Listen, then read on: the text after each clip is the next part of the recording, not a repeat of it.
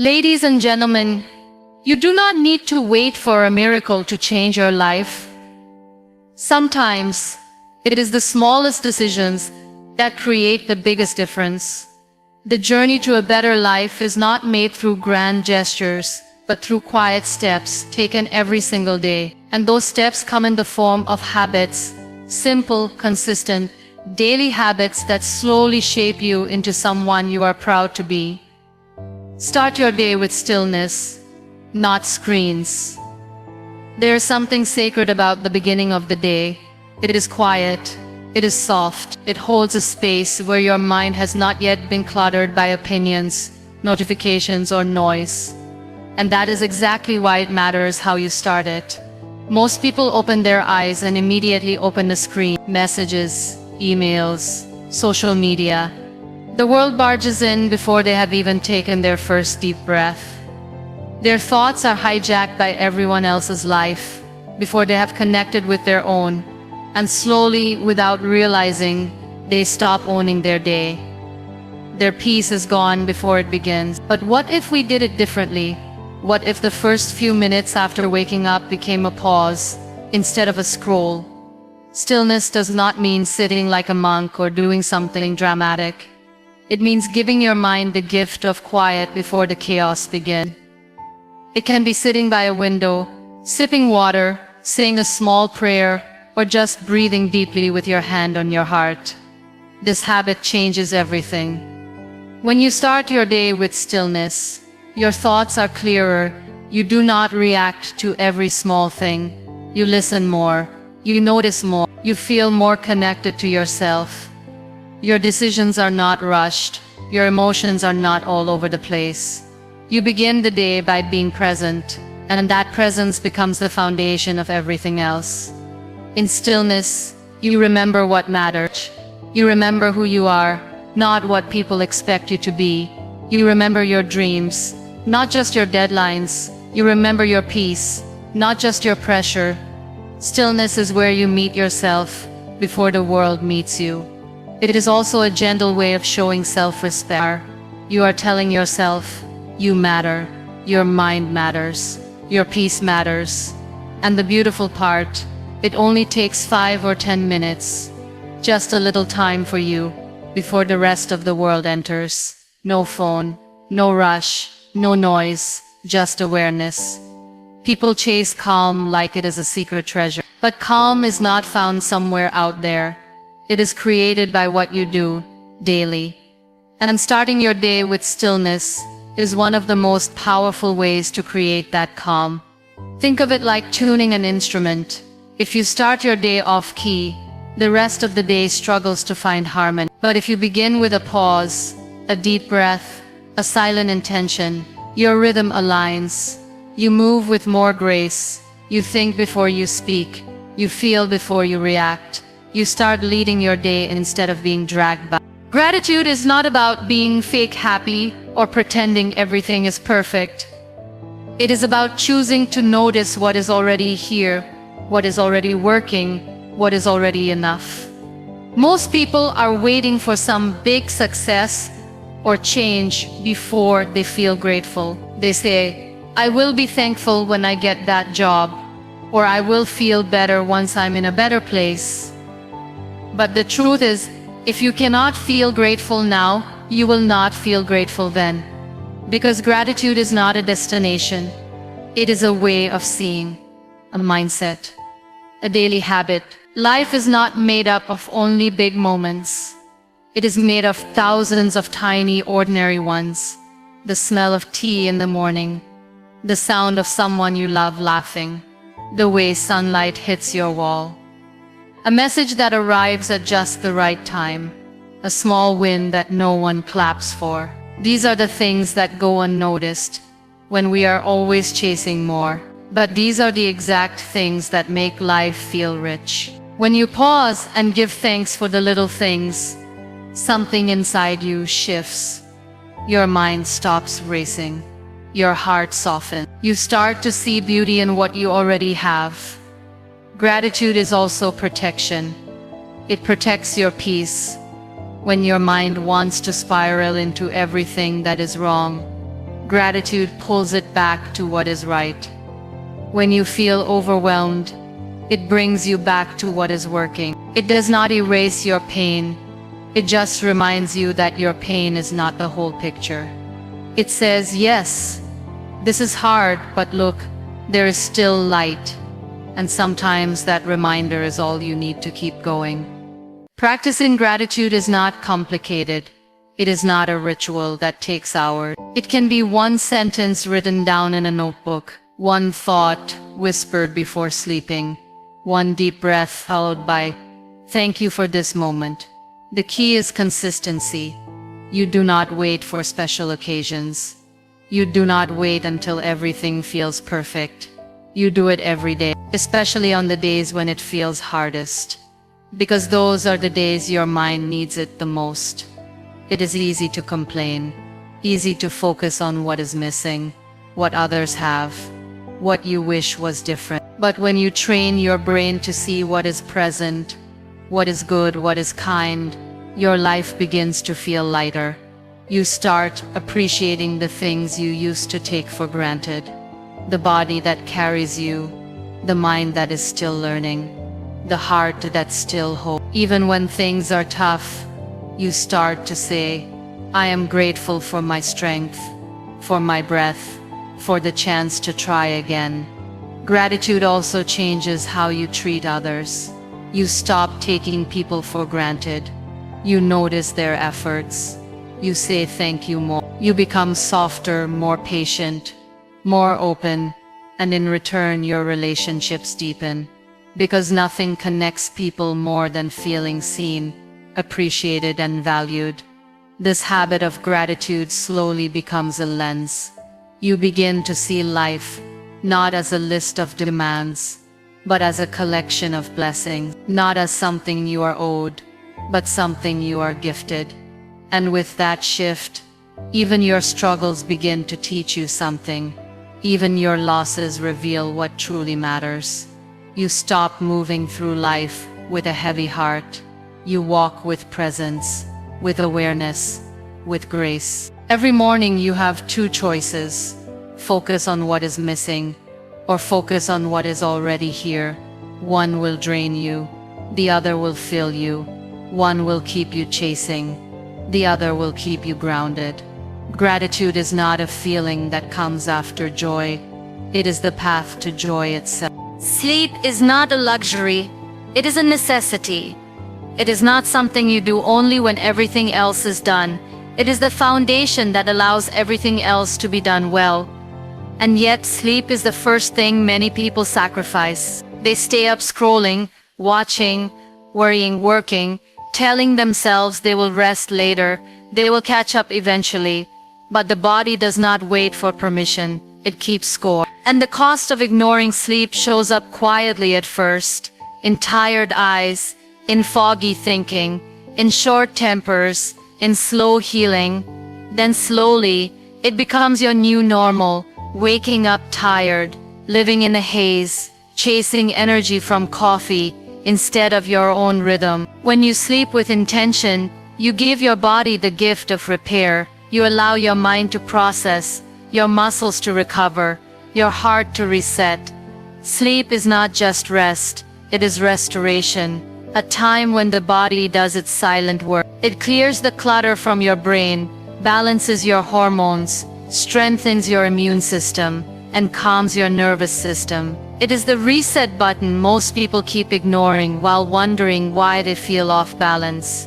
But sleeping with intention means more than just lying in bed. It means preparing your mind for rest, creating a space that feels safe, calm, and quiet. Letting go of the day instead of carrying it with you into the night. It means setting boundaries with technology, with noise, with late-night habits that steal your peace. When your sleep becomes a ritual instead of an afterthought, your life begins to feel more in sync. Waking with purpose is just as important. It is about rising, not in panic, but in presence, not hitting snooze over and over, but opening your eyes with a sense of choice. Starting your day not in a rush, but with a small moment of stillness. That does not mean every morning will be perfect, but it means you are not at the mercy of your alarm. You are not stumbling into your day half awake and already behind. You are showing up, alert, grounded, clear. The quality of your morning is shaped by the quality of your night. If you fall asleep with stress, chaos, noise, it follows you into the next day. But if you end your night with calm, intention, and gratitude, that energy carries forward. It becomes a rhythm, one that does not just make you healthier, but more focused, more emotionally stable, more creative, more kind. Most people chase motivation, but the truth is sleep gives you the clarity to know what matters. It gives you the strength to follow through. It gives your brain the reset it needs to solve problems, to focus, to learn. When you are sleep deprived, everything feels harder than it actually is. Small problems feel like heavy burdens. Simple tasks feel overwhelming, and joy starts to feel out of reach. You do not need a perfect routine. You just need a commitment to protect your rest, to not see sleep as wasted time, but as sacred time, to respect your bedtime like you respect your meetings, to honor your body's signals instead of fighting them, to create an evening space that soothes your mind instead of stimulating it. That could mean reading a book instead of watching another episode, writing down your thoughts instead of scrolling, dimming the lights instead of keeping your phone lit in your face until midnight. Waking with purpose does not have to mean a long morning routine or chasing the sunrise every day. It simply means waking up and knowing you are not behind before the day even starts. It means beginning your morning with one clear thought, one steady breath, one calm step forward. That steadiness is not about speed, it is about direction. It is what gives you the power to move through your day with intention instead of reaction. Sleep and wake are not two separate things. They are the beginning and end of the same cycle. And when you learn to honor both, your entire life begins to feel more alive. The way you speak to yourself becomes the way you live your life. Every word, every thought, every sentence you repeat in your mind creates a pattern. Most people do not even realize how unkind they are to themselves. They mess up once and call themselves a failure. They make a mistake and replay it in their head like a punishment. They compare their lives with others and tell themselves they are not enough, not smart enough, not pretty enough, not successful enough. And slowly, those words become their truth, not because they are facts, but because they were repeated so often. You would not speak to a friend the way you speak to yourself. You would not call someone you care about a loser, a disappointment, or a waste of time. And yet, that is how people talk to their own reflection. It starts small, a thought here, a joke there. I am so stupid. Why can I never get anything right? Of course this happened to me. Over time, those words dig deep. They shape your confidence, your mood, your energy, your decision. They become the background noise of your life, constantly whispering reasons why you should not try, why you do not deserve better, why you should give up. But the truth is, you are not your worst moment. You are not your mess up. You are not your past. You are a work in progress, just like everyone else. You are growing, you are learning, and you deserve to be spoken to with the same kindness you give others. Self-kindness is not weakness, it is strength. It takes courage to treat yourself with care in a world that constantly pushes you to be more, do more, prove more. It takes strength to look at yourself and say, I am doing my best, even when your best does not look like success to others.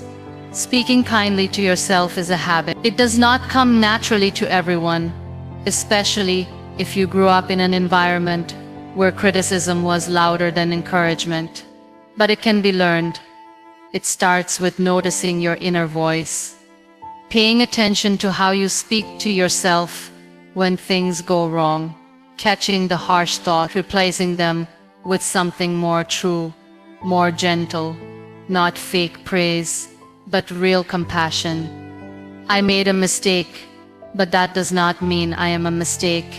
I feel lost today, but that does not mean I am failing. I am struggling, but that does not mean I am weak. Your words matters. They build or break you. And when you change your inner dialogue, everything else begins to change too. You take more risks because you are not afraid of failing in front of your own judgment.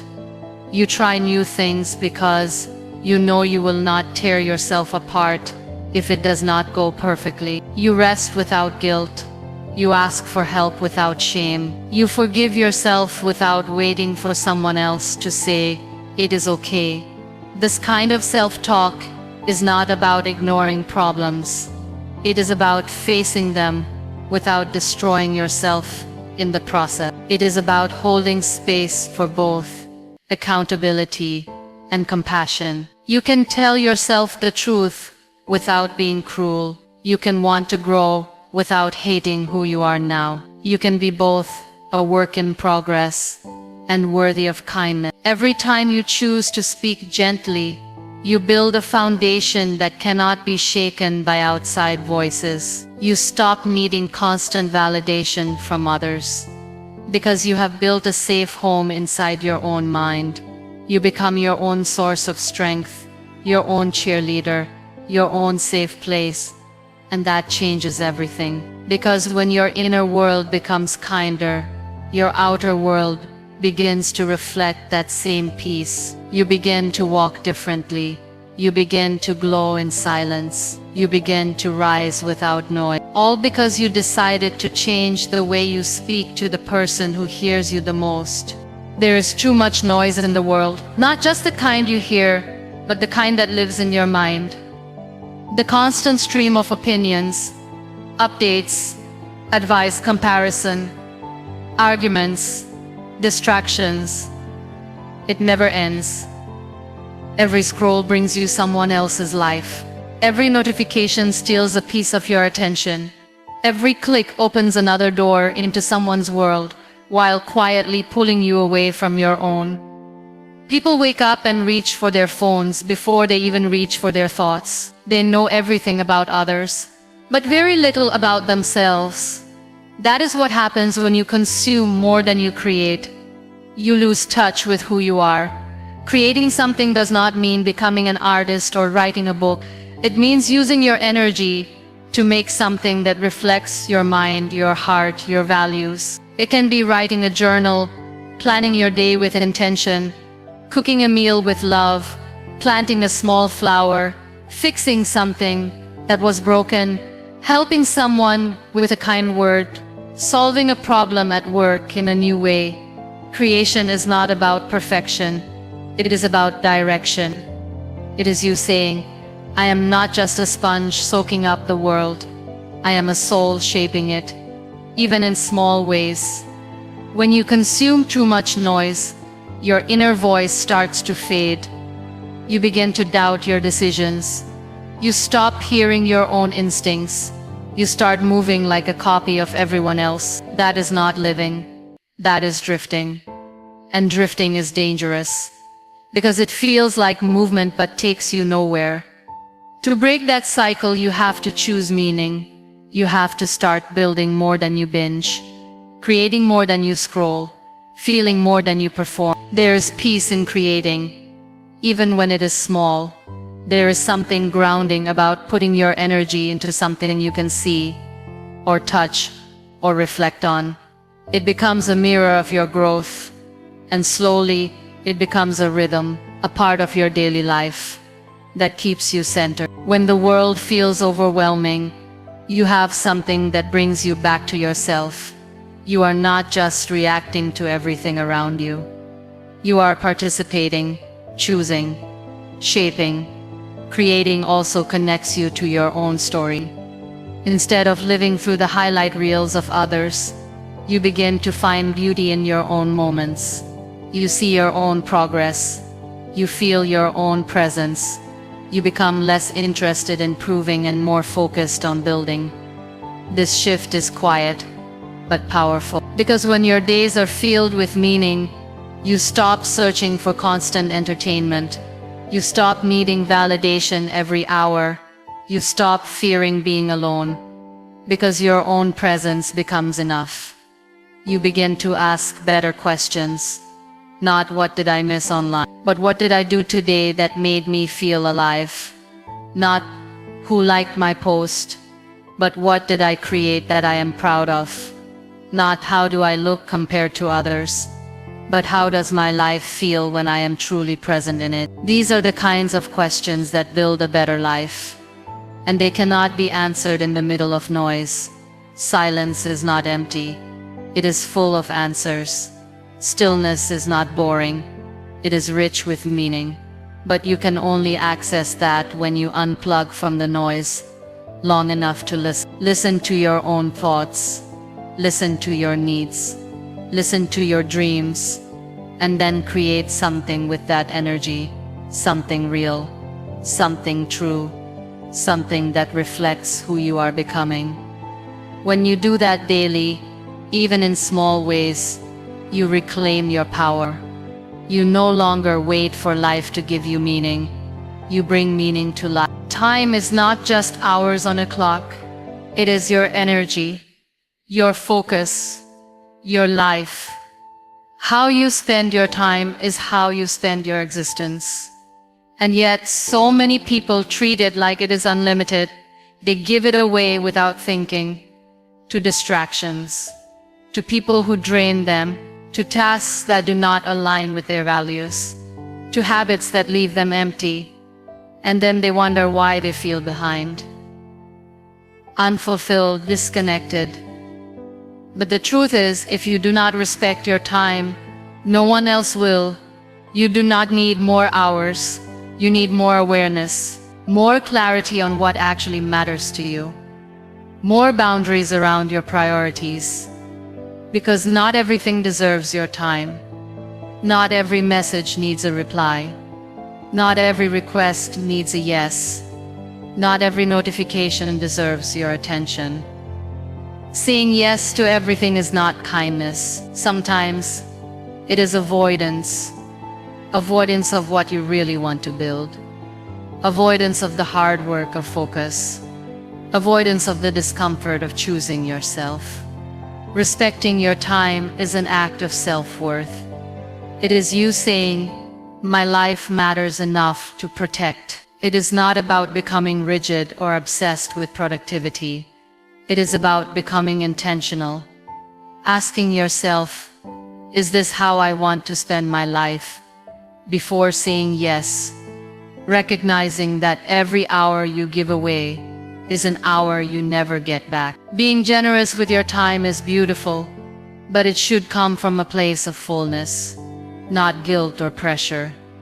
One of the reasons people struggle with time is because they forget they have the right to choose. You do not have to attend every gathering, take every call, scroll for every update, say yes to every demand. You are allowed to pause, to say no, to reschedule, to carve out time for rest, for focus, for healing, for growth. Time is a currency, and your values are the budget. Spend it where it brings the most meaning.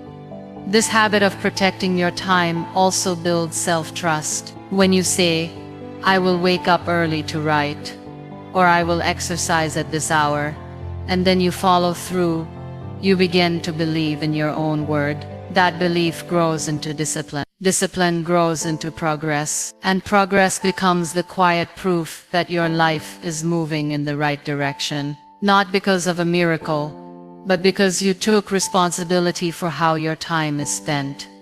Distractions will always be there, but so will your dream. The difference lies in what you choose more often. It is not about never getting distracted. It is about noticing it and coming back.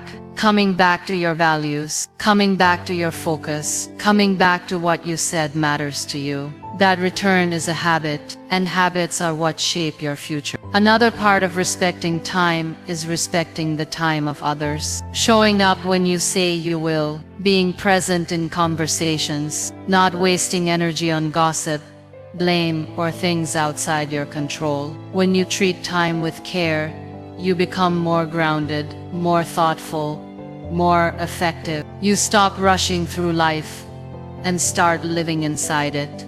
This habit also brings freedom, because once you realize that you are in charge of your time, you stop being a victim to your schedule. You stop blaming the world for your chaos. You take ownership, and that ownership is what allows you to design a life that fits you, not one that constantly exhausts you. There will always be demands, there will always be noise, but within that, you can create space for your work, space for your rest, space for your healing, space for what truly matters. And the more you practice this, the more your days begin to feel like your own, not borrowed, not stolen, but truly lived. Your body is your home, the only place you truly live in. And yet, so many people treat it like an afterthought. They wait until something goes wrong to notice it. They sit for hours without movement, ignoring the tension in their back, the tightness in their chest, the stiffness in their legs. They tell themselves they are too busy, too tired, too overwhelmed. But the truth is, even 5 minutes of gentle movement can shift your entire day. You do not need a fancy gym or a personal trainer. You need awareness. A moment of connection between you and your body. Movement is not just about fitness. It is about energy, emotion, presence. When you walk, stretch, breathe deeply, or simply sway your body, you are not just working on your health, you are releasing what your body has been holding. Stress, sadness, frustration, all of it gets stored in your muscles, your posture, your breath. When you move, you let it out. You feel lighter, not just physically, but mentally and emotionally too. That is why some of the clearest thinking happens during a walk. That is why dancing alone in your room can change your mood faster than any motivational quote. You do not have to be perfect. You do not have to follow a strict routine. You just need to begin. A few stretches after waking up, a walk around the block, a dance in your kitchen. A few minutes of yoga. Movement is freedom. It is your body saying, I am still alive.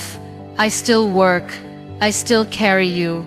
And when you respond with care, your body responds with strength. It becomes more open, more fluid, more awake. We live in a world that glorifies pushing through pain, sitting for hours on end, working endlessly, proving our worth through exhaustion. But your body was not designed for that. It was made to move, to bend, to breathe. When you ignore that need, your body starts to speak louder through discomfort, through aches, through fatigue. It is not weakness, it is a message. And movement is the reply. Moving your body daily is also an act of self-respect. It is you saying, I matter enough to take care of myself. It is you making time even in a busy day to connect with the one thing that carries you through everything. It does not need to look impressive. It needs to feel honest.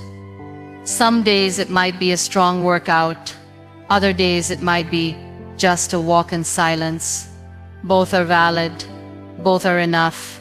Movement also brings you back to the moment. In a time where our minds are scattered in 100 directions, your body is always here. When you move with intention, you ground yourself. You stop overthinking. You stop rushing. You just breathe and move and exist. That is healing in itself. And when you move regularly, your confidence starts to rise. Not because of how you look, but because of how you feel. You begin to trust yourself. You begin to feel capable. You notice your posture change. Your steps become firmer. Your presence becomes stronger. You stop shrinking yourself. You take up space, not just physically, but emotionally and mentally too. Your body wants to support you. It wants to help you feel better, live better, be better, but you have to meet it halfway. You have to show up for it. Not once a week, not once a month, but daily, even for just a few minutes. Because those few minutes add up. They become a rhythm, a habit, a part of who you are. And slowly, your body becomes not something you fight against, but something you walk with, side by side, step by step.